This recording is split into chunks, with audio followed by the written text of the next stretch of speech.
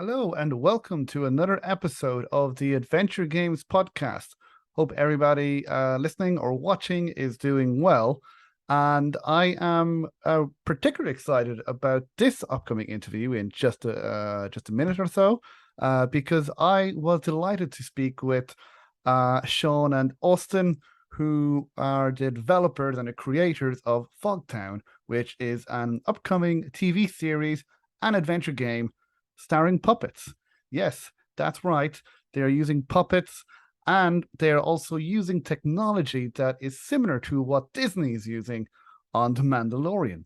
Now, this episode will be available on the podcast to listen to, but I would also encourage people to watch it if at all possible, because in this interview, Sean and Austin, they went behind the scenes and they showed a little bit about how they are using the technology to create this series. So how to create the backgrounds and everything. And then there's even a puppet show from Sean, which was delightful as well. Which while you can hear it, I think people really enjoy watching it as well. So yeah, they went behind the scenes. They spoke all about the characters and the world as well, and how you can help, because they will need our help if they're to make this reality. But yeah, let's get to it. First of all, here is a trailer for Fogtown, followed by my interview. So please enjoy. You scoundrel! Stop the barrels and let Sherlock go! Not another step, Bluxon. Or should I say, Bluck soon to be no more? Oh, get serious, Gilligan. You're a terrible librarian and an even worse criminal. Surely you're not going to do any damage with that dusty tome? Oh, I'm going to damage your very mind with a riddle most puzzling. What is the library's greatest weapon of all? Knowledge? Humankind's memory? Reading between the lines? No! A book club!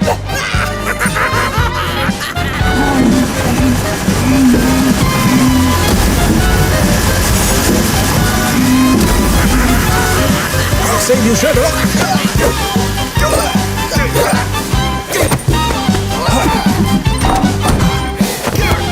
Your puns are terrible, sir!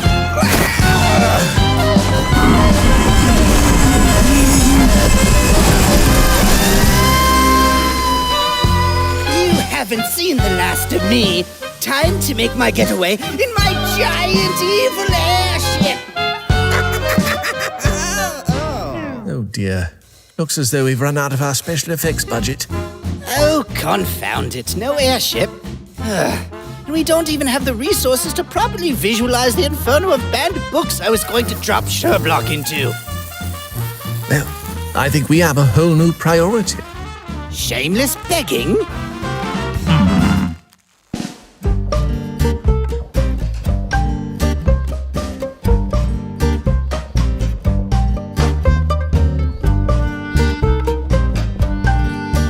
Thank you so much for joining for another episode of the Adventure Games podcast. I am joined by two fabulous men here, joined by Sean Parker and I'll try and get the name right again, Austin Hilbrecht. Is that correct? Yeah. Hilbrecht, yeah. Awesome. Hilbrecht. It's almost like I've been practicing but still got it wrong. Or maybe you've been talking with him for so long now that you're sick of him. Just Hilbrecht. No. Hilbrecht. Well, look, I know as people always get my name wrong, even here in Ireland, so I know how it feels. Well, welcome, guys. I'm delighted to have you guys. You are working on the Fogtown series, which I'm sure people might be aware of, but in case you're not, we will be talking about that now when showing some of the what you guys are working on, because it looks fabulous. And Sean, this is your second time on the podcast. It is, under extremely different circumstances. Yes, because we spoke a few years ago now. You were part of the Gabriel Knight 4 campaign, and as I told you before recording, that interview was by far the most popular. so you're clearly good at promotion. Oh, thank you. I'm sure it must have had a little something to do with trying to bring back one of the most beloved game series of all Sure. time. But I'll take the I compliment. mean, Thank sure. Probably both. Now we got two of you. Now we got Sean and Austin. So I'm hoping this can go like doubly popular. you. But No, I cancel it out. I'm terrible at it. So yeah. This guy didn't even finish Gabriel Knight 1 yet, so he's gonna take away all the credit I could offer. Which version of Gabriel Knight 1 was it? The original version or the? I mean, I liked them both, or the remastered version. Whichever. Sean sat me down one time and Like made me start it. It was the original one. Okay. Yeah. And he didn't have it himself, so he just played it while he was with me, and we were living in different different states at the time, so it was a little difficult to get you to commit to a full like 12 hours to play this game. But he did not get bored. Okay. Oh well, there's still hope then. Yes. Yes. Well, this time, as I mentioned, we are here to talk about Fogtown. But I suppose before we talk about Fogtown, maybe you guys could give a quick introduction about yourselves, who you are, what your background is, just so people can get to know you probably very quickly. And then I suppose we could talk, probably going to guess, Sean, what your favorite adventure games might be. Might be wrong. But first of all, maybe Austin, since this is your first time on this podcast, if you could give a quick introduction about yourself, your background, and what your favorite adventure game is or narrative game is, if you have any, or if you have several.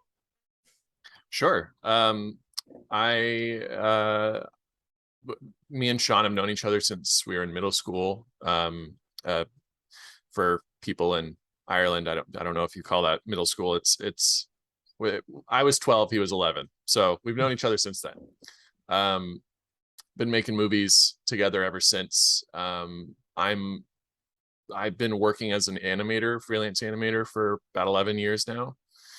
Done a lot of work on commercials and TV shows and film and a little bit on video games. I actually just worked on was the animator for The Sims 4 all of last year, which was a lot of fun. And yeah, I'm based out of Los Angeles right now, and been working on Fogtown me and Sean have been working on it for like 10 years now, but it's really been in the last like two or 3 years that it's really suddenly kind of exploded in progress. Mm-hmm. Wow. And are there any? Now you mentioned The Sims 4. Are there any of the films or TV series that you're able to mention that you worked on that people might know? Yeah, I did a little bit of work, just barely a little bit of work on Grimm, the show Grimm on NBC. It was on a few years ago. Most of my stuff's been commercials, so it's like, Coca-Cola, Rice Krispies, they're good commercials though. Puffs, yeah, the Kleenex, Puffs Kleenex, tissues,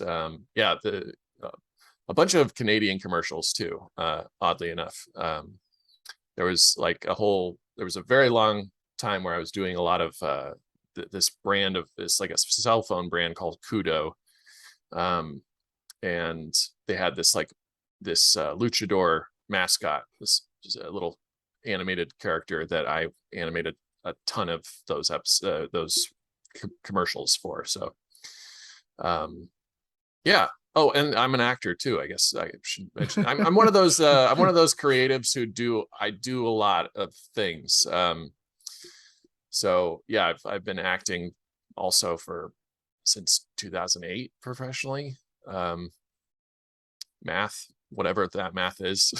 That's how many years. A long time now. Yeah, a long time. Well, that sounds cool. As I mentioned, Coca-Cola ads in particular, they've always been very good. They're very visual as well. They're they're not commercials, they're not ads that I usually skip through. I'm like, oh, Coca-Cola, okay, let's see what they do here now. So and do you play any video games or any narrative or any adventure games or? Yes. Yeah. Big fan of video games. As far as adventure games go, I was before the interview, I was coming up short on what I played, and Sean had to run me through the list, and I was like, "Oh yeah, that one." But to the Moon is like probably Yes. top of the list. Like that one, that was to the Moon and Finding Paradise. Like me and my wife both played that separately from each other. Like she played it on her computer, I played it on mine, and there were we would never spoil things for each other, but there got to be a point where like those are probably one of the only games that have made me cry at the end of it. Like just bawling from the story and like the emotion and everything. I was just so good. I played also those like games. Not I've never had a video game make me cry, for one, and then two, like the presentation of the game very much in that, top down sort of, not 8-bit, but that would be like 32-bit sort of style, kind of Pokemon style gameplay. Like you expect a certain type of game when you play something like that, and then it had so much more underneath the hood that I was not expecting. So yeah, very, very great game. Highly recommend it to everyone out there. Yeah, I completely agree. I played those two games as well. Nobody ever seems to, at least when it comes to podcast or in the community, I don't see many people talking about those games, but they are fantastic, and they look like a JRPG. So I think it kind of pokes fun a little bit in a good way, at the start of To the Moon, when you start to you see a squirrel, I think, and you're about to fight the squirrel, but now you don't. But it's kind of like poking fun. It's like, oh yeah, you expect it to be one thing, but then it's not. Yeah, definitely. I've played through those. At least the first To the Moon twice. I really love the story as well. So I also would recommend those two games. Haven't played the third one yet, which came out I think last year. So me either. Definitely have to do that. So well, thank you, Austin. And Sean, welcome back, Sean, to the podcast. Delighted to have you here again and talk about your work this time, which it looks fantastic. And again, if would you like to briefly introduce yourself as well, give your background, and say what your favorite adventure games are? Sure. My work has been very, very entwined with Austin for the last 20 something odd years. As far as my own creative stuff, it's him and me most of the time. Whenever it comes to like a film project, which is our main background, we always have something in development. Outside of that, I'm primarily a video editor, but on my own stuff, we wear all the top creative hats: writer, director, creator. And my favorite adventure games, and To the Moon is definitely on there. And actually, I told Austin, you simply must play this. Also, thanks to you that he played it. It is. Sean's my adventure game dealer. He plays them, and then he's like, you gotta try this. You have good taste. I'll give you that. It's so hard to come up with a list of like favorite ones, and it's constantly shifting, but the ones that are on my mind right in this very moment would be like Gabriel Knight 2, Firewatch, and the Blackwell series. Those are like really, really solid contenders for like having a special place in my heart for the long run. Yeah, no, absolutely good. All great choices. I played them all as well. Firewatch is, people are compared that to Up, certainly the beginning of it. It's like the beginning of Up as a 4 to 6 hour game experience in a way. Yeah, no, it's because I was like, I was not expecting this. But not as relentlessly like tear-jerkingly like devastating. Yeah, just at the beginning. But yeah, no, really, and the Blackwell series, of course, from Dave Gilbert. Those games just got better and better. And yeah, no, fantastic. Started out fantastic. Yeah, and it didn't exactly start out bad. It started out great, and you think, can I get better? And then it kept getting better, and yeah, no, so great choices there. So then, as you mentioned, Fogtown which is now, again, correct me if I'm wrong, it's a TV series and an adventure game, I believe, side by side, and also it's with puppets, which look fantastic, as people may have seen on the trailer, which I will hopefully have put up before. It looks absolutely fantastic, and I told you, Sean, before recording, we're friends on Facebook, and I've been following your progress. But then when I saw the first trailer, it didn't prepare me for it. I was like, oh my God, how did you guys do this? So hopefully we can find out. I suppose, first of all, what is Fogtown? If you can talk about the plot and the characters. So I don't know which one of you guys want to talk about it. So I don't know if Austin, if you want to just give us a brief rundown of the setup of Fogtown and the characters and the setting of this series. Sure. Fogtown is it's a mystery comedy series, as you said, with finger puppets. It's basically our very wacky, zany take on Sherlock Holmes and his many mysteries and adventures. I would say we used Sherlock Holmes more as a launching pad than a sort of rule book. We took the characters and sort of the things that people are very familiar with that world and those characters, and the way, certain mysteries that everyone knows and stuff, and then kind of just doing our own thing with it. And it's been so much fun to sort of give ourselves creative license to do that. The more that we've done it, the more it's turned into kind of its own thing, which is really great. Yeah. Sorry, yeah. No, definitely. It's as you mentioned, it's take on Sherlock Holmes, and so who are the characters? What are the names of the characters? Oh yeah, we've got Sherlock and Blockson are our two leads. There's Sean's got them right there. I play Blockson, the voice of Blockson. We got the fantastic. We'd have some trouble if you tried to play Sherlock in the 2020s. Yes. Yes. Yeah, I'm not going to go near that. No, we got a great actor who's actually, we found him on TikTok. Funnily enough, his name's Chris Yames, and he plays Sherlock. And then we've got a whole other cast of characters. We've got Inspector Lefraud, we've got Mrs. Hud, we've got our yes, and those are the main characters in the pilot episode. We've also got our villain, bad guy. I don't know how much we want to give away about the villain in the pilot, but the pilot. The pilot. The pilot's fine. Good to know.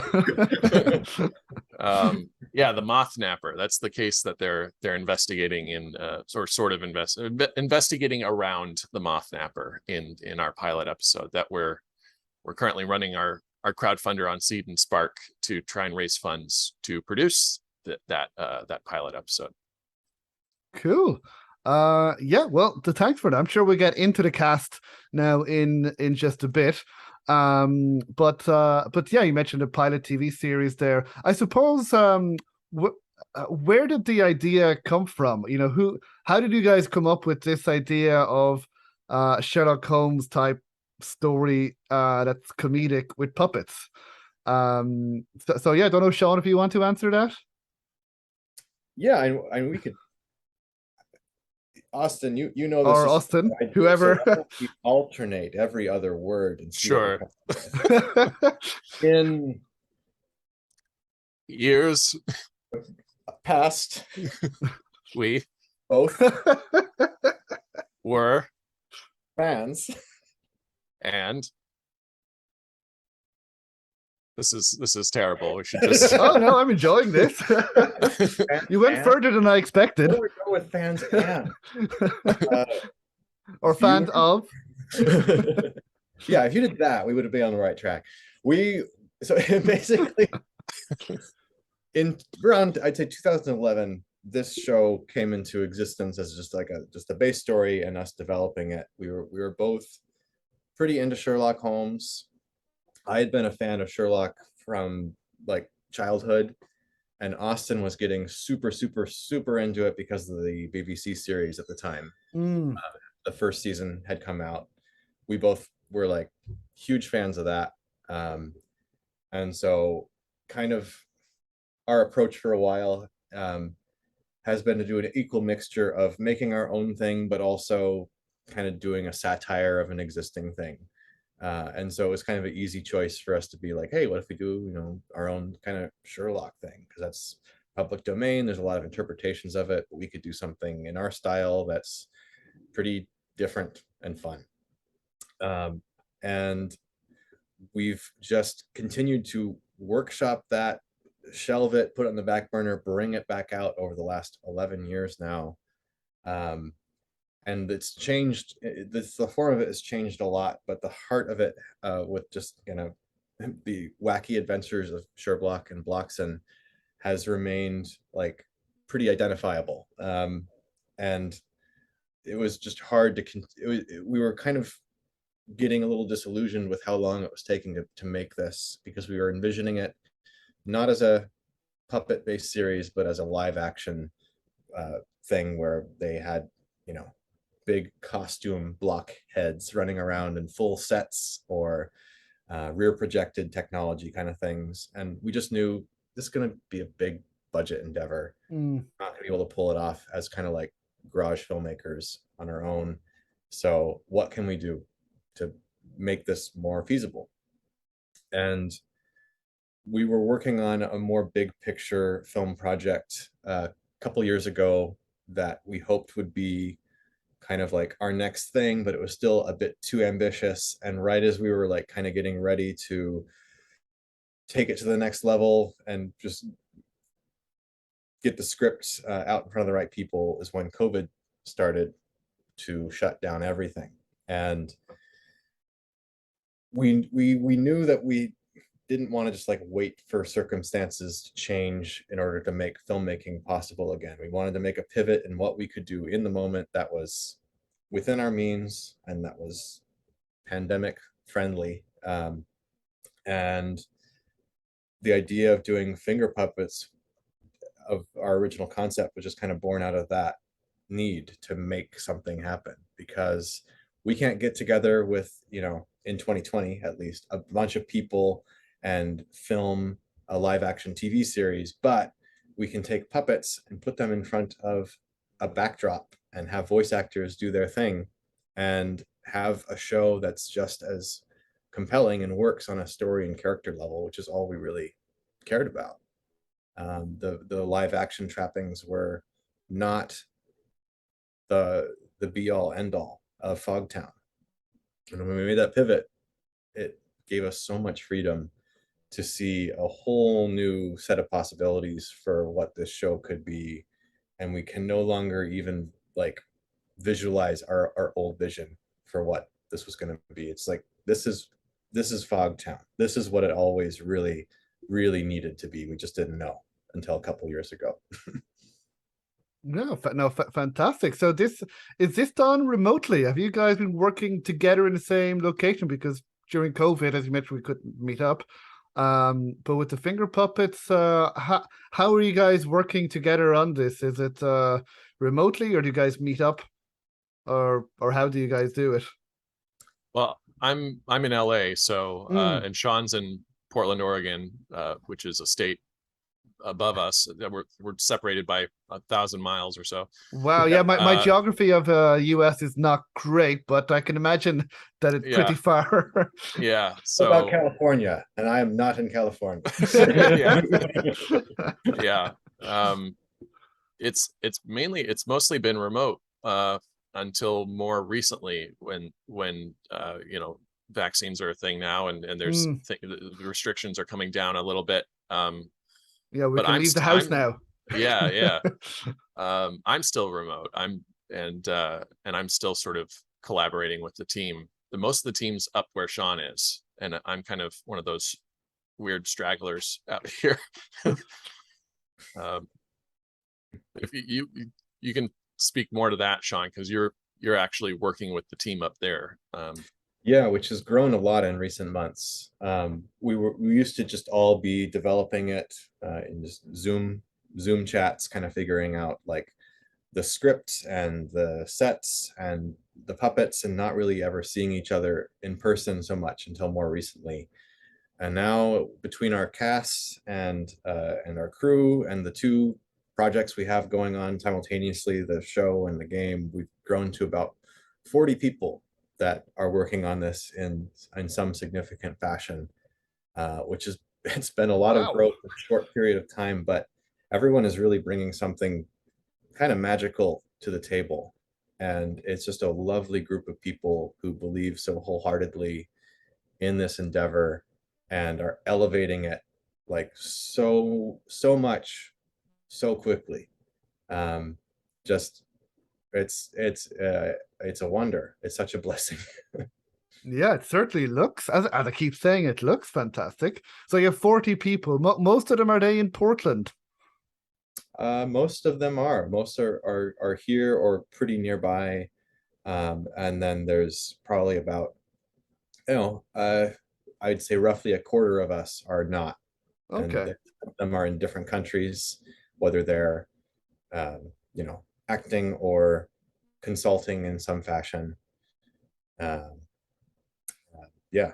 And Yeah, how do you guys? Oh, sorry. Go ahead, Austin. Sorry. I was just going to say, because sort of speaking to what Sean was talking about a little bit ago, like when COVID hit and we were trying to rethink how to approach this thing, the whole project was reconfigured in a way to where theoretically we could do the whole thing remotely, and we still can, and so it's like, it's the cool thing about the way work is happening nowadays is you don't necessarily have to all be Mm. in the same studio at the same time, kind of thing. It's all and especially with the way we're making this show, it's such a this weird hybrid of live action mixed with animation pipelines, that it's coming from someone who's worked in animation. There's a certain way that everything is done and mapped out, steps you take, and then it's kind of completely different when it comes to live action. And we've had to like take it's almost like doing all your post-production in pre-production, and then sort of doing production. It's this weird, we took all the steps and then mashed them all together, scrambled them up, and then are sort of figuring out our way through it. But it's been, Because our puppets are not done on front of a green screen where we then go, okay, later on, people are going to make these environments. The environments are made first. They're projected on monitors that are high quality enough that we can film the monitor Mm. with the puppet in front of them. And then you've got a finished shot right out of camera that, Wow. that basically doesn't need to have VFX added to it, but depending on what the scene is, might have a little, but so much less time is in post-production on this. The test videos we've been shooting, promotional bits we've been doing with the puppets, when we film them, the editing process just flies, and I'm so grateful for that, because it's going to get bogged down in just post-production purgatory. Mm. We don't have that on this, and that's so good. Yeah, I can imagine. It's great that you can visualize it. It's meant you don't have a green screen and have to kind of imagine what it would look like. You can see it right there as you're filming. And it sounds, I believe, was it mentioned on one of the sites, the crowdfunding site, that it's similar to how Disney make Mandalorian. It's Or basically the exact same process shrunken down to micro scale. It's the same software. It's wow. cheap. It's cheaper hardware that achieves the same effect. It's just a matter of using Unreal Engine with a computer that's, a decent gaming rig, basically, that can run the real-time 3D. We have a camera that's, Blackmagic Cinema cameras. They're very consumer available. They cost about $1,200. We rig that up with 3D tracker stuff from, currently we use it from Vive, the VR headset manufacturer. That all interfaces within the Unreal Engine, so that when our camera operator puts the camera on, his gimbal and is moving around, the puppets and filming the TV image will then alter its perspective on the fly to sync up with his camera's POV and look like we're, essentially in a real physical space, even though all the magic is happening on a flat plane behind. It's really quite fascinating Yeah. to see how that process comes together on set and figure out the ways to leverage that technology in the way that works best for the look and the story. And Yeah, it's great. Yeah, you mentioned the word magic. That's what it sounds like. So you guys, but I know I guess you guys be working on the Mandalorian season 4, and then after this,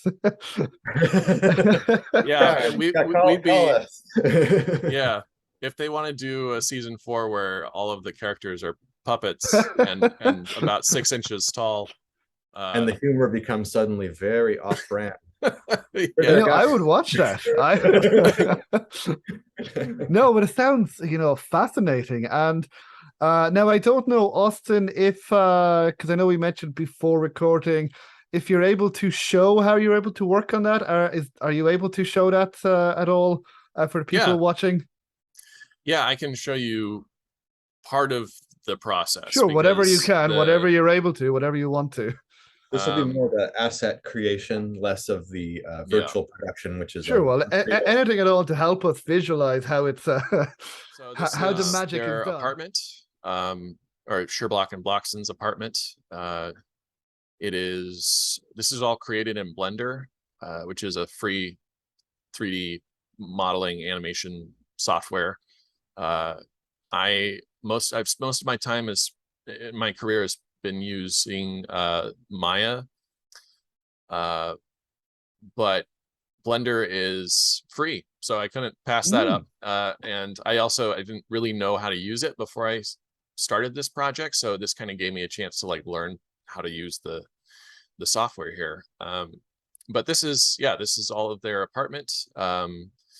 This is more sort of, we're in a mode where you can just kind of see the textures really well. And if we zoom out, this is kind of what everything looks like. Wow.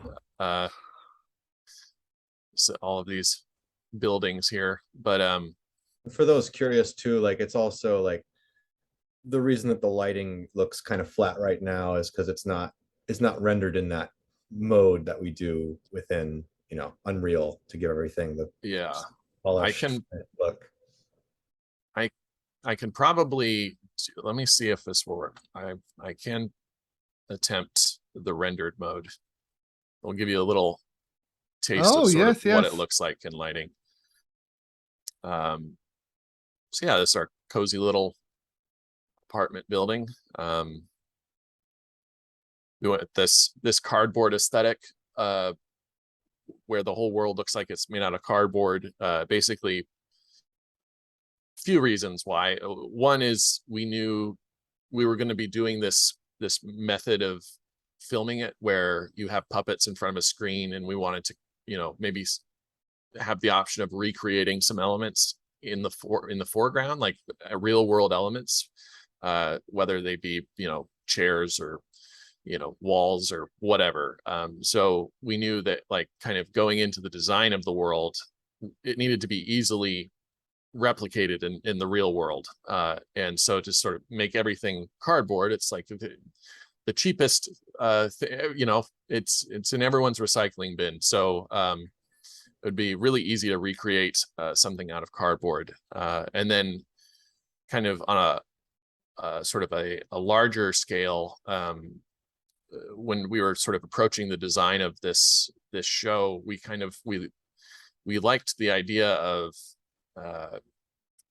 pretending like this whole show was it's almost like some precocious little 12-13-year-old kid who loves Sherlock Holmes made a little Sherlock Holmes diorama and made little finger puppets and put on a little finger puppet show. And so as far as design simplicity goes, that's kind of the thing we've always fallen back on it when making things, is how much detail do you put into, for instance, these walls have all of this paneling in them. The paneling is not, it doesn't exist. It's just it's drawn on the texture. It's not a 3D, there's no 3D molding or planks or anything like that. And so it's one of those things that kind of speeds up the workflow. It just makes it really quick to make things because you're not doing a ton of details. But it also kind of keeps coming back to that higher sort of design standard that we were kind of going for the whole thing.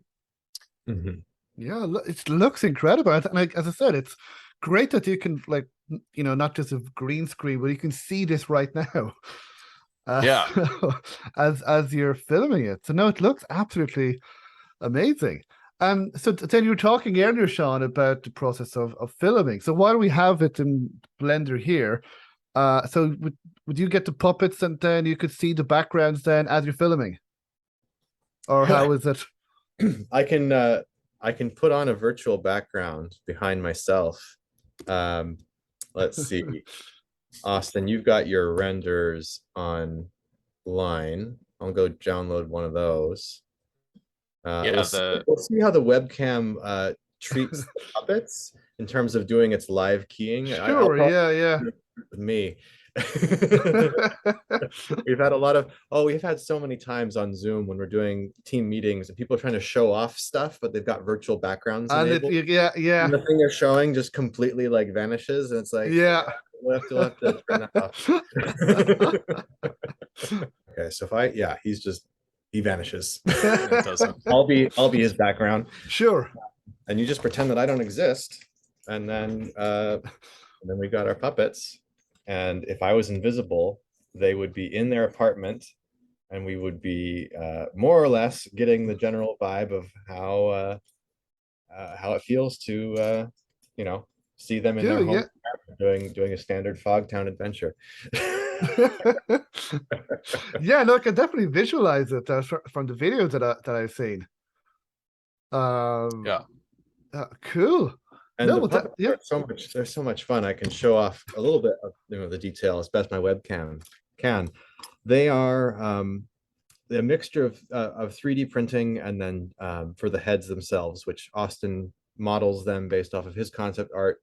They go out to our 3D printing team, and then also they get costumed by our collaborator Devin, who does the painting, all the clothing, putting the hair on, other little miscellaneous bits. Her partner Phelan 3D prints props and like his hats and stuff as well. And the puppets have a pretty fun amount of articulation for their size. I mean, they are finger puppets. We put them on these rods, but we have the ability to just actually wear them on our fingers here and there when the need arises. And through this device that they're on, which is also a 3D printed, slightly hollow cylinder, which has its own mechanics, there is a little lever here, which we attach to a wire that allows us to get side-to-side head motion, which once we had that ability, we were like, oh, now these are alive. Now we can like, just when you have a voice actor reading lines and you're just shaking a head back and forth to those, it just some little spark that happens where it's just like, we've crossed the threshold of what is needed for us to get invested now as a viewer in what's happening. And they've got 2 arms, and we actually kind of need 2 puppeteers per puppet in order to fully do everything we want, because you've got 3 things to be operated, and most people don't have 3 hands. Usually the puppet itself will be on a stand, but sometimes if it's moving around, that's another thing to operate. So you'll need 2 people to do each puppet. Sometimes if it's 2 puppets on screen at the same time, you can have 1 puppeteer per set of arms, and then another puppeteer who does both heads. And everything is voice acted first. We edit kind of a radio play with the exact timing we want to stick with. When we're happy with that, we just play it back on set, get familiar enough with the lines that it just becomes second nature to pantomime them out as puppets. And we're learning a whole lot about how to make that workflow improve, but we're extremely encouraged by the results we've been able to get so far in a pretty honestly pretty short time frame of having puppets and doing the actual videos after making, 10 years of just pipe dreaming development up in our heads, and now it's in front of us and it's just speeding along like wild. The next iteration, these puppets are all kind of prototypes, but we're working on a version that will allow us to have head tilting motion so they can nod and look in any direction as well, thanks to some springs. We might do a mixture of like different puppets that can do different actions. So it could be, there could be a whole set of them just to represent one character, which is fun. The heads are also swappable if we need to, and the expressions, we made sure that they can be changed. So it's just a matter of like just stickers we move around or replace for different eye shapes, eyebrow positions, anything we need to like just really emphasize the fun emotions. Which the other fun thing that I like, that makes it easy but also adds a little bit of charm to it, is that their expressions are fixed. They don't move during a shot, they move between shots. So it's kind of comic booky, where they can have one expression, something happens, we cut while they're doing like some dramatic turn, and then suddenly like they're really mad or really surprised. And it just kind of it lends itself to these extreme shifts, which go well with the personalities of the characters, and also, Sherlock himself, who is quite the mood swinging fellow. It works really well in a puppet form. And in some ways, I prefer the fact that we're limited by that, and that we're not going like face alteration in post where we can animate the eyes and stuff. It's like, no, let's just rein it in and make it easy, and kind of let the lo-fi charm of that carry it. Because one, we don't want this to get out of hand with the scope of what we're able to produce. And we like lo-fi stuff too. And that's what inspires us. We want to kind of inspire others to be like, hey, it doesn't take a lot to make something that is really effective and charming and worth watching. You don't have to have it polished to a mega budget sheen. Let the rough edges show through once in a while, and audiences will gladly forgive you for it. Yeah, and pretty much everything we've done so far has been using programs and materials and things that like are completely open to the public. Like, Blender is a free software, Unreal is a free software. I guess there's 3D printing. You would have to buy a 3D printer for that. But there's or our whole one or that.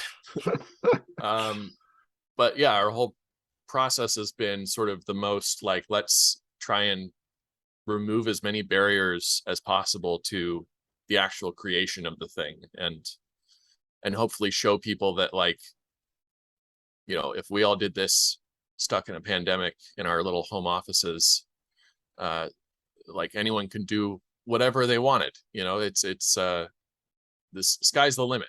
And there's stuff out there to help you achieve your dreams and stuff. Yeah, especially if you just can find your people that can fill the voids that your project has, and just keep working on elevating it, and just making a really impassioned community around a creative thing. It's like, I can't recommend having that enough. It's so wonderful. If you get the opportunity to make something creative with a really, really passionate, fun team behind it, go for it.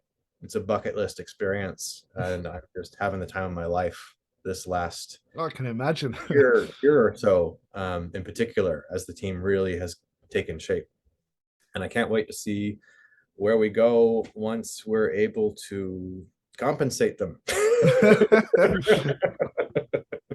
Working mean, on that. I mean, I wish I could go to Portland right now and just help you guys, whatever, just even use a puppet. I would have the time of my life. Oh, it's I'm so sure I would do it for free. Just putting it out there. I probably wouldn't be very good at the very beginning, but I would do it for free. Um, but yeah, no, we'll speak about how to compensate them now in just a sec. So, but yeah, no, that's really helpful to help us to show us how it is made, and thank you for that. So we've seen, I think it looks really good either way. So you mentioned not animating afterwards the facial expressions. I kind of didn't notice when I was watching the trailers and the videos. Because I could imagine their facial expressions anyway. I think I didn't, so it certainly didn't bother me. I don't think it will bother, well, many people. So yeah, I think it's working out as it is. But yeah, no, fantastic. Now, of course, it looks good, but it also needs to sound good. So we spoke about two of the voice actors, yourself, Austin, as well. And I believe that you guys got one person out of retirement to to come out, who was in a certain video game that we certainly Sean and I like. Yes, a couple of those. There's a couple people now who fit that Oh, definition. couple. Oh, wow. Because I know of one of them. Oh, so please tell us. So who did you guys? So I guess it's probably a good time to quickly touch on the fact that, yeah, this is not only a TV series, but we're making a video game that Yes, is we are making an adventure game, or you guys are making an adventure game. just the Yes. same aesthetic, same assets. It's just an interactive movie version of of Fogtown. It's like taking a case and just making it as branching path silly as we like, and having it just a standalone little adventure that we make while we're doing the TV pilot. And that game has its own cast of extra characters. Oh, really? I didn't know that. The game, the show, and the core characters, those voice actors are all carrying through both projects. But the game, we've only cast a few of the roles, but we're quite happy with who we were able to get. Among them, I'm sure the man that in particular who you were thinking of is Dean Erikson. Yes. Who played Gabriel Knight in the second game, The Beast Within, which was live action video. And he has not had a screen credit since that game, which always was remarkable to me. Yeah. I don't know the circumstances, if that was partly a personal decision on his part, but clearly it's kind of like, in my opinion, long overdue that he had another game role. And I'm so glad that when you reached out to him and showed him just a little bit of what we were working on, that he was very quick to agree. He's like, yeah, this sounds fun. Let's do it. And so that's been great. That was I think I'm the only person on the team who has played Gabriel Knight too. Oh, but no. everyone is still very excited. Okay, well, everyone on the team, I'm sure you guys are busy now, but want to get a chance. But no, fantastic. You got Dean Eric, because I believe other Gabriel Knight fans have tried to reach out to him to do interviews, and at least with some of them, he has said that politely said, look, I would rather not, I'd rather to do other things, and which is fair enough. He has every right to do that as well. But no, it's fantastic that you guys managed to get him to come back into video games. I think as you said, it's long overdue that he gets that he appears in another video game. Yeah, and it's similar story with another actor, Paul Morgan Stetler. Yes, who is in Phantasmagoria 2. Yeah, he has also not acted in a game project, or really any credited screen project since that, which was 96. Wow. He was very quick to be enthusiastic about this too.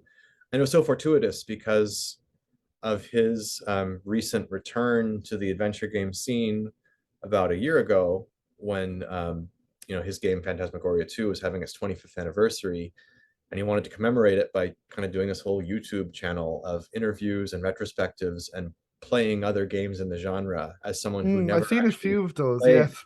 adventure games. He hadn't even played the game he was in until he made this YouTube channel last year, and so he's built a really cool, impassioned community of people who are particularly nostalgic for that mid 90s Sierra FMV feel, which has this very I can't put my finger on what exactly the vibe is, but it's utterly sinister when you play some of those when you play some of those games. Like, doesn't matter what's on screen, but it just feels spooky. And I always kind of like that. And I think that now Fogtown, I don't even think we even mentioned that it's a family friendly show and game, but it is for all. It's not, we're not trying to make it for kids. It's really for us, but something that we could show to, you know, kids or our kids, because I now have a kid. And we still want to have, you know, some of that creepy horror feel to it. We want to push just a little bit past what we could do if this was a kids show, because kids really, they're pretty hardy. They can take a lot these days. We can have some themes that just are a little bit spooky here and there, and it's fine. So long story short, we got Paul, and his audience I think is a great fit for this as well. And then on the more contemporary end of adventure game stars, we've got Rupert Booth, who played lead in this delightful British mystery game called Contradiction, which is about exploring a small village and solving this mystery by finding all the lies in people's testimonies and getting to the heart of like information that they're keeping from you so you can continue the investigation. And that was Rupert's kind of first, you know, arrival on the scene of adventure games, and turned into a performance that was just so delightful, won so many people over, that no surprise that he's been asked to appear in so many more adventure games since then. And we get to do that with him in puppet form, so that'll be really fun. And then the voice actor of the director's cut, or the final cut of Disco Elysium, which added full voices throughout the whole game, including making all the narration spoken aloud. We have the narrator, Lenville Brown, wonderful voice, super cool guy in a super cool band called Maroon Town that I became a huge fan of last year. We're so glad that we got him on this too, because getting people that are this good, that have worked on such good projects, makes us feel less and less like we are making things up as we go and some kind of imposters that don't deserve to be working on this. It's like, oh, no, this is the people that have come together are really bringing this up to a higher platform, and thank goodness for that. Yeah, I mean, you've got two actors out of retirement, literally out of retirement, to come to do this. So no pressure or anything, but over 20 years not doing anything. But they all, and I'm sure they've had plenty of other offers. But this is the one that they have chosen to come back to. And then the narrator of Disco Elysium, which, you know, as anyone who's played that game knows how good the voice acting is, at least on the final cut version. But so we know that visually it's going to look good, and now we know it's going to sound good as well. Yes, but is it going to be written well? Well, I hate to disappoint you, but Austin and I are responsible for most of that. Yeah, we're definitely gonna phone it in on this one. I don't care. They'll see the puppets, they'll see the voices, they'll be like, it could say anything, and it'll be great. I think based on the trailers and videos, I think I'm pretty confident that it will be written, because I've been laughing, at least watching the trailers, watching the videos. So I'm pretty sure that it can be. So the video game, the adventure game, is going to be a separate case. Is that it? It's not just, it's a completely different. It won't be a video game version of a TV case. It's built from the ground up with something that works best as an interactive experience. Standalone, which, I mean, who's to say if the pilot does well and allows us to make a full series going forward, if some of the video game characters you know, maybe they'll appear down the line. We'd love to keep working with those actors, and maybe there'll be more than one game. It's all, you know, it's all very early on that front, but Mm. we've committed so much time to developing this project that I'm prepared for it to be my life for as long as we can. Yeah. No, that sounds great. And also I liked now you mentioned on the store page that it's short enough to complete and then get a refund from from Steam, except then you'll miss all the fun replayable bits. Because I know that this is an issue that, you know, with short games, as a lot of adventure games are, that people have actually written reviews with thumbs up that this is a fantastic game, but because under 2 hours I got my money back, which I'm like, oh, you come on. Yeah, right, But right. really, and it seems that so many games, not necessarily adventure games, but so many games are so long nowadays that, and some developers are like boasting about how long. It's developers of Dying Light 2, I think, and Starfield. I'm sure they're great, going to be great games, but I at least don't have the time to spend 500 hours on one video game. So I really love short video games that tell a complete story, that I can play in one evening, that I can play either with you know, my partner or family, or with, or even myself. So I suppose, what are your guys' thoughts on this as making a short game as well? What are your guys' thoughts on short versus long games? Again, nothing against long games. Disco Elysium is 40 hours that it took me, and I loved it. But what are your guys' thoughts? I don't know, Austin, do you have anything?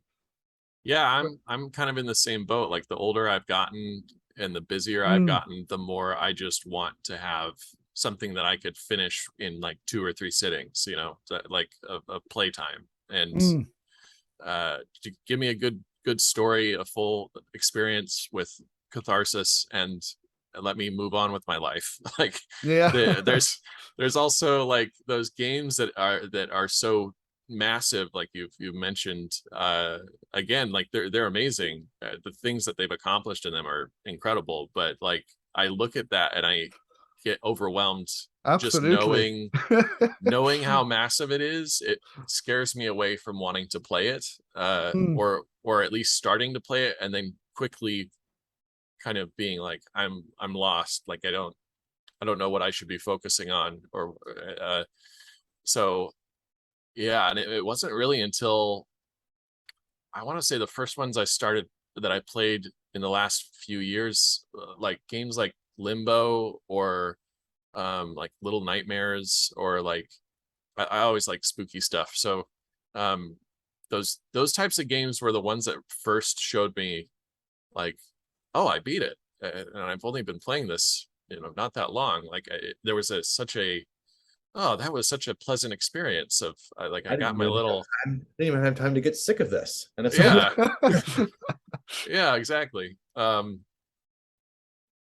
So yeah, it was, we're more than happy to be trying to follow that trend with our mm. game as well.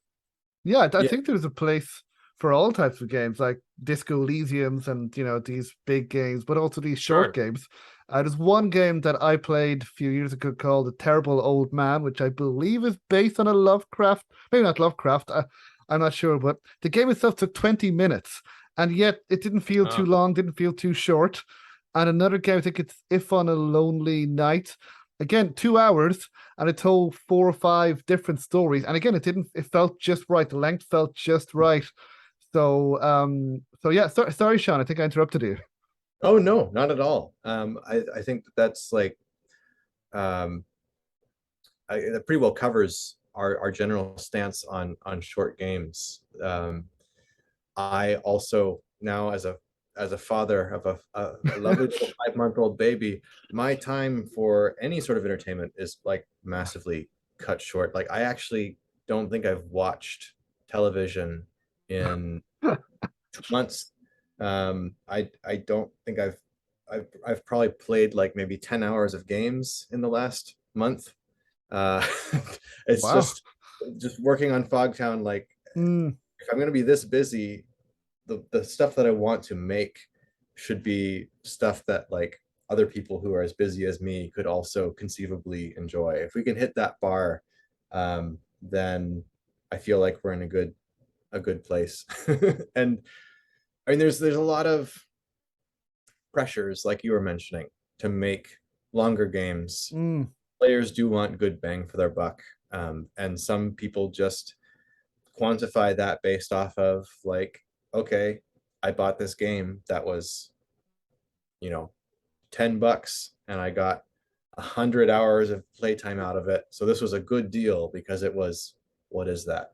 10 cents, 1 cent per hour. And like, that's fine.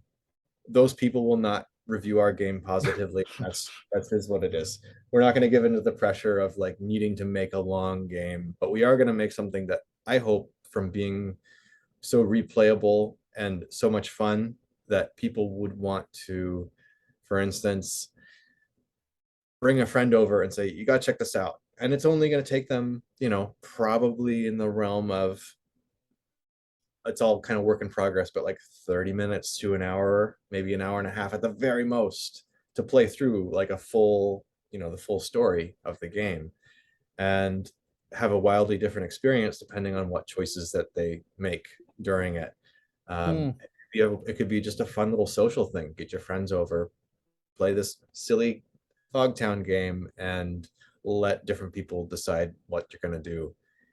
During the pandemic's height, I rediscovered FMV games and was able to enjoy them so much by playing them over Zoom with just a tight-knit group of friends. We played through, you know, all the DeVecchi stuff, Dr. Decker, and Shapeshifting Detective, which also had Rupert Booth in it. Poe and Monroe. We love the experience of just kind of having that group bonding, all chipping in to decide what happens. And we loved it so much that we replayed those games. We would finish them and be like, okay, tomorrow we're starting again, but we're going to do things different. And it was honestly, not a moment was dull. Yeah, no, it's I did the same with my partner over COVID. We couldn't meet because of the restrictions, but we played a complex and 5 dates as well over Zoom. And and yeah, of course it is better to be, you know, together, but it really helped. So yeah, no, I think I agree. You said you're going to name a person, so how do you like to? Sure. So on the subject of like really short games, we have Yes. one on the team who's come aboard to help us design our Fogtown game. His name is Reese. He works with this. He owns Side Group Games. He's produced a couple of commercially available, very short point and clicks that are really more kind of like interactive novels than like traditional games. Waiting for the Loop and Throw Me in the River. I haven't heard of those. They take under a half hour to complete. I played both of them through several times back to back in the same day, and loved them. It's just time stands still, and you don't realize how little time is passing when you're experiencing a really good interactive story. And so that's another kind of, you know, I guess guiding principle as we make this Fogtown game, is that it's not for playtime, it's for how engaged are you on the moment. The goal really is to make it feel it's just an interactive version of the show. It's that same pacing. You're not like waiting around. There's no like padding. It's just go zoom, crazy stuff happening, lots of fun, and you know, you get lost in it, but it'll probably feel a lot longer than it actually is once you come through, because of just how many twists and turns we're going to be cramming into that story. And Sherlock, as a character himself, is very prone to seeing clues that may or may not be relevant and just relentlessly pursuing them, and just changing his focus and doing a whole lot more than he should in a very short investigation. So that also kind of contributes to just how much we can make it feel like is going on. Yeah, our Sherlock is definitely Sherlock for the modern age of people who have very short attention spans and very distracted. That is definitely our Sherlock. Yeah, like observant to a fault. Must be aware of everything, which makes it hard to focus on anything. No, that sounds fantastic. Well, I'm looking forward to that. Now, in order to make this reality, and in order to, as you guys mentioned, compensate your team, you guys have set up a crowdfunding on what's it, Seed and Spark, Yeah, which I have not heard of. It's not Kickstarter. right. So I suppose we can let you guys talk about just what is it, and again, it's also a way for us to contribute to help out as well. So, why did you guys decide to use this, and why did you guys decide to crowdfund and use this particular crowdfunding? Yeah, Seed and Spark, it's definitely one of those more under the radar crowdfunding tools. And I expected that when we launched this, it would probably be a lot of people's first times using it as a backer. But the nice thing about them is, for one, they're very much focused on storytelling projects, media projects. Okay. For a while they were purely film and television. Now they've broadened out a little bit more. And so other forms like games can work there too. But it's that general emphasis on narrative that they really hone in on. And when you do a project there, you don't just enter your baking details and set up your page and hit go when you want. Like, you have to work with them. They will curate you. They will make sure that you have not just the vision, but also the strategy to have a successful campaign with enough outreach, because through that approach of vetting people and also working very closely to improve the messaging and make the crowdfunding pages look good, 80% of projects on Seed and Spark are ultimately successful, which is the highest of any platform by an extreme margin. You won't be seeing that batting average on Kickstarter, or certainly not Indiegogo. So that was a compelling reason. We knew that, like, we would probably be able to make more money on other platforms if we were, if we got really enormously lucky. But we wanted to pick a platform that we knew we could have the best shot at getting the amount we needed to take the next step. Because taking the next step is just the thing that's always held us back. If we can take that step, I think we've already said the sky's the limit, but I'll repeat it for emphasis. We really are ready to go. And so we get that goal. It's currently trying to raise $49,000 there, and it doesn't encompass the entire budget of this pilot and this game combined, but it certainly gets us a huge step of the way there. And we've been very encouraged by how it's gone so far. We're a little bit over 40% as of today, which is probably not the day that people will be listening to this. Hopefully be a bit more when this comes out.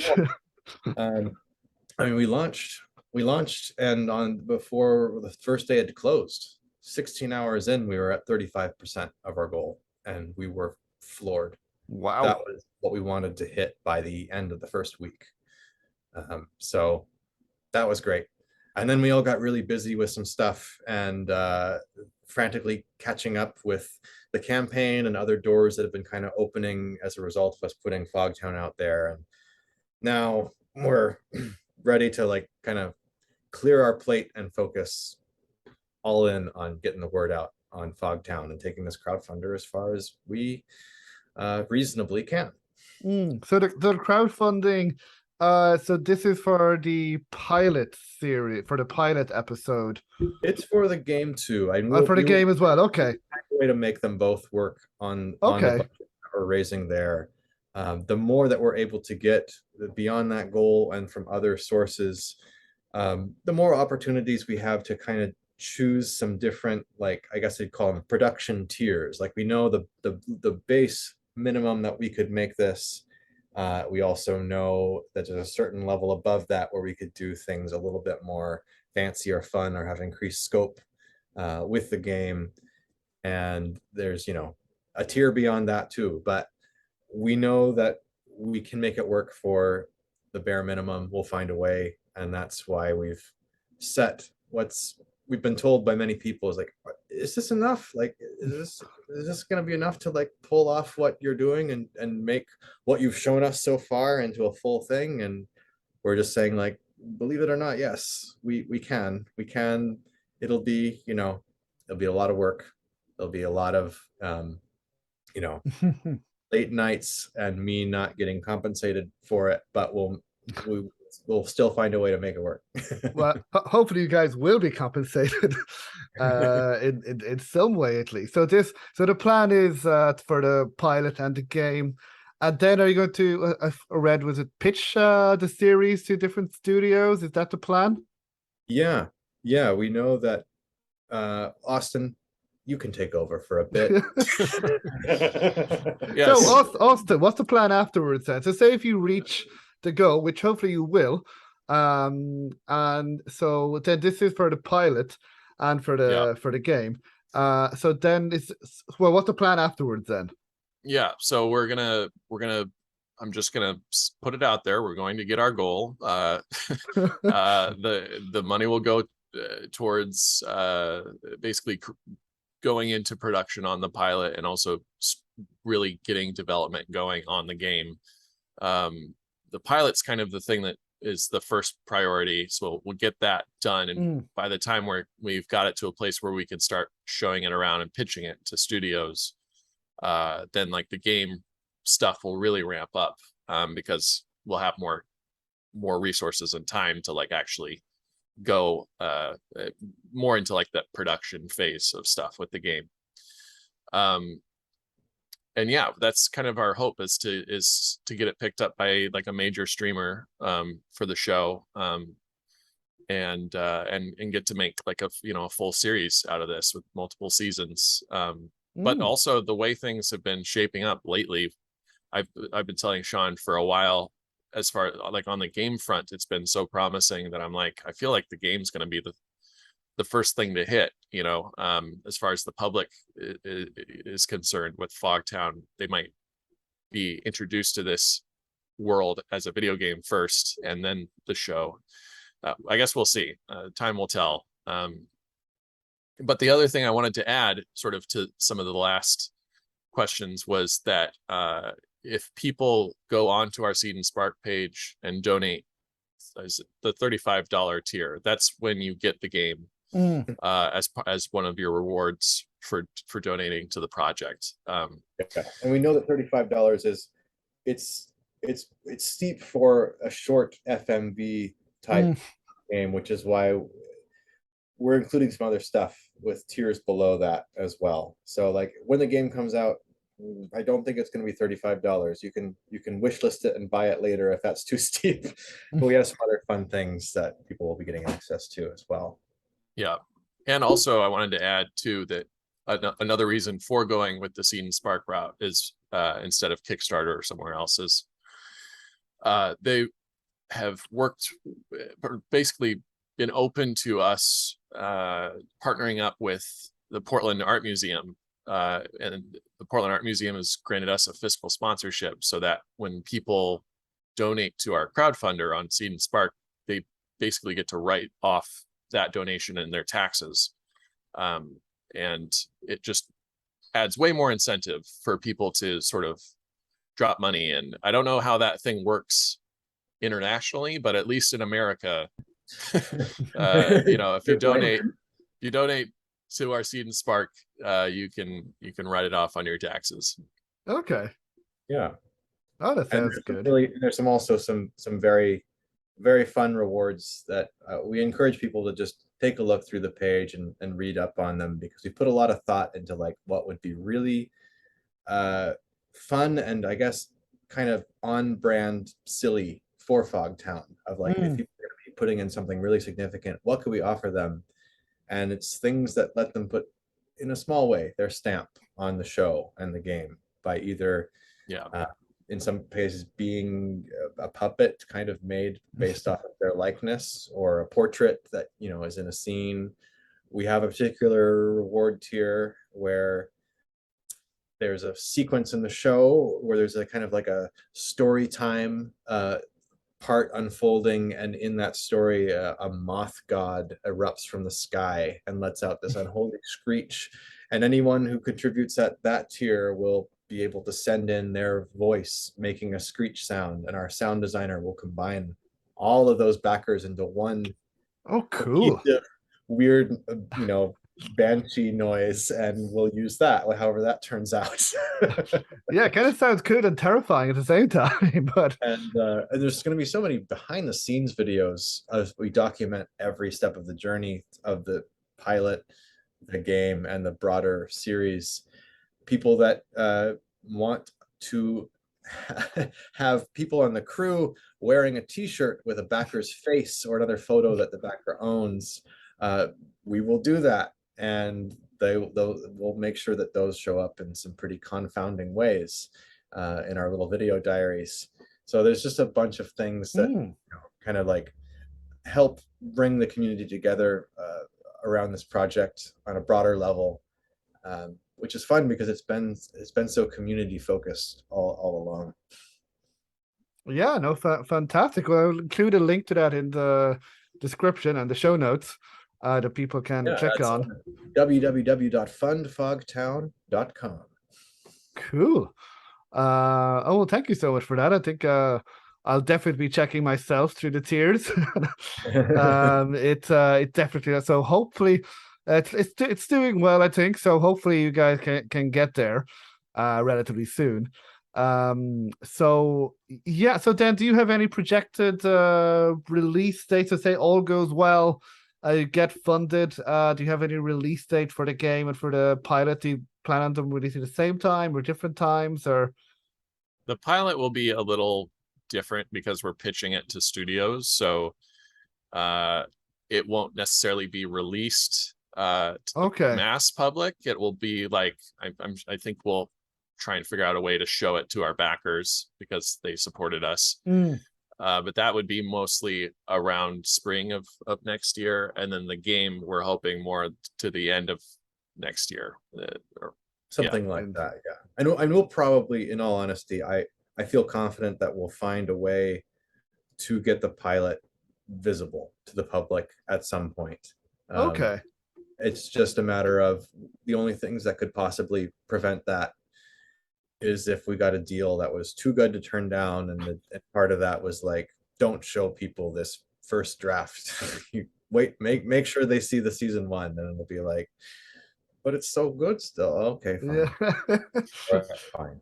I'm sure people will be okay with that if we can get a full season. Yeah, I guess that's a decent trade-off. Yeah. We can't show you this, but we can show you 10 more. I sure hope we can, because like we've done a fair amount of voice recording for the pilot already. We've worked with a couple of great actors like Rizwan Manji from Schitt's Creek and Peacemaker.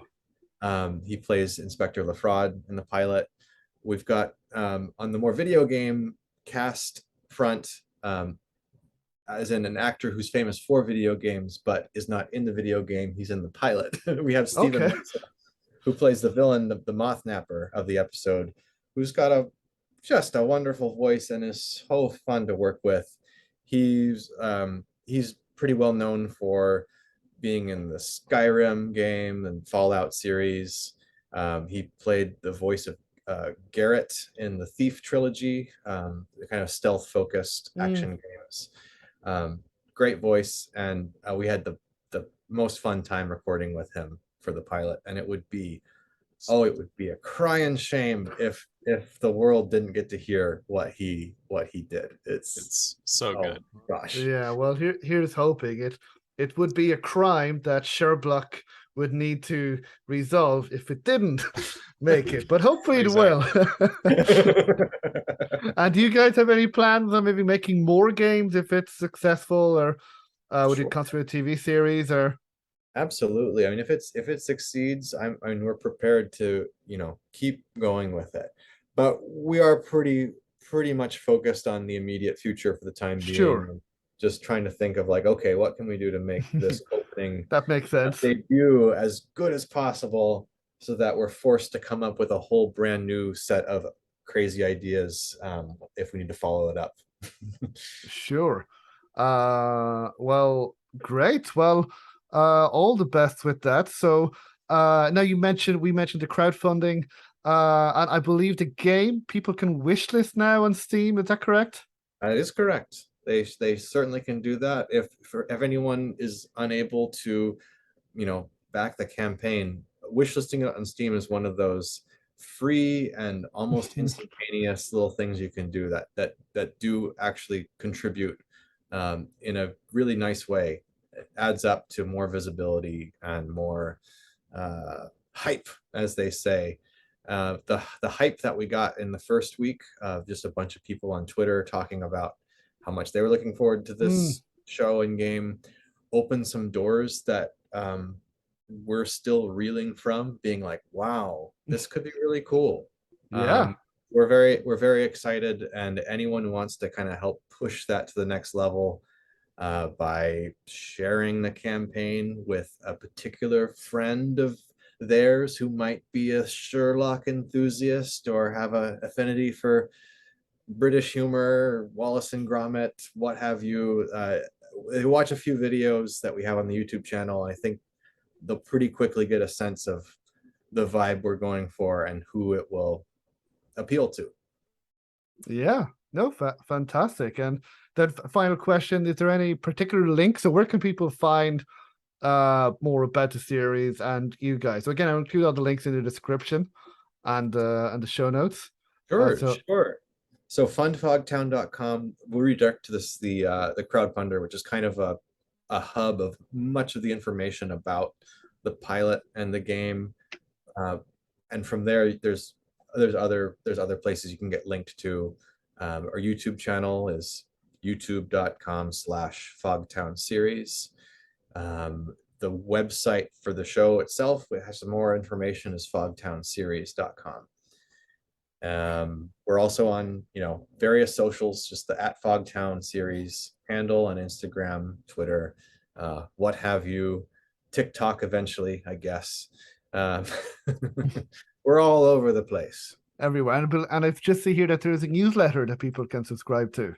Oh yes, thank you very much for mentioning that. I do see that now. We will be sharing all kinds of developments there as time goes on, in addition to just following the campaign on Seed and Spark. People who don't donate can still follow and get kind of a blog from Seed and Spark about Fogtown in their inbox, where we will be sharing the latest videos that we're making, new fun casting announcements and other things of that nature. So that's really helpful. Just follow us there. That'll help get the word out, and we'll tell people all they need to know about what they need to say to other people to make Fogtown spread further. Cool. Well, I certainly hope so. It's certainly looking good, but we just still need, hopefully, you guys to get all the help you can get. It's certainly looking, as I said, the game and the series look absolutely fantastic, as we have seen gone behind the scenes today in this interview. So huge thank you to you guys, Sean Parker and Austin Hillebrecht. I'm so sorry. Nailed it. You're very kind. Is there anything that you guys would like to mention before we finish up? Put you guys on the spot now. You are cool. Well, thank you. I'm sure also the people listening and watching are as well. I'm sure that's what you meant. Yeah. I don't have anything. I feel like we've mentioned everything. I guess just to add a little addendum. The things have been going great with the fundraiser so far, but we still, it's going all the way through the rest of the month of August, and we're still not out of the water yet. We still need as much support as possible. So of course, let's not get overconfident. Yeah. and hitting that goal of 49,000 is also the amount where we're like, okay, we have what we need to make it happen, but is it going to be as pleasant an experience as it could if we didn't hit some stretch goal funding, which we'll probably Exactly. be announcing soon enough as well. So yeah, really, I mean, if you've got rich uncles, if you've got a charitable organization that must donate to a 501c3 this year, which Portland Art Museum, we've got that status. We will put whatever funds given to Fogtown to really good use, and we promise to be extraordinarily grateful for it. Well, here's hoping. Well, thank you so much, Sean and Austin, for speaking to me and for again going behind the scenes, showing us how it was made and spending the last hour and a half or so talking about this. I had a really good time, and I look forward to finding out more about this. And I would love to go to Portland to see behind the scenes myself. You do that, you got a free, behind the scenes ticket waiting for you. I'll certainly consider it. You might regret those words. Hey, you have some in the field adventure game news reporting. Listen, I can do that for the podcast. Well, the very, very best of luck with the campaign and with the game, with the TV series, and I certainly hope it succeeds and that we can see the whole series sometime in the near future. So, so thank you so much, guys, and we will keep in touch. Yeah, our pleasure to be here. So that was my interview with Sean and Austin. I hope you all enjoyed it. I had a fantastic time speaking with them, and I really, really hope that they are successful. As they said, if you want to help them, you can check the link below in the description and in the show notes, and you can read about it. And you can then decide if you want to help them out as well. If you're listening to this in August or watching this in August, then you can help them out if you so wish. So I can't wait to see what they do in future, and I really hope that Fogtown becomes a reality soon and we can see it on our screens and play the adventure game. So that is it for this week, and there's still plenty to come. You can check out in September. What's coming up is a little bit different. It's an interview with both Pontus Wittenmark and Silvernode Studio, the developers of 9 More Lives, and Pontus Wittenmark, of course, developed Justin Whack and the Big Time Hack, which has just been released. I also did a live interview with him, but that interview will be coming up shortly as well. And we'll be reviewing those games coming up. And also, if you are listening or watching this before September 8th, then I'm happy to say, as I said before, Francisco Gonzalez will be exclusively revealing the cast for his upcoming game, Rosewater, on the Adventure Games podcast. I will be live with him, with Francisco, as we will be talking about who will be voicing the characters in Rosewater. So all that and a lot more as well. But for now, thank you as well, as always, for joining me. And I'll speak to you soon. So take care, everyone. Goodbye.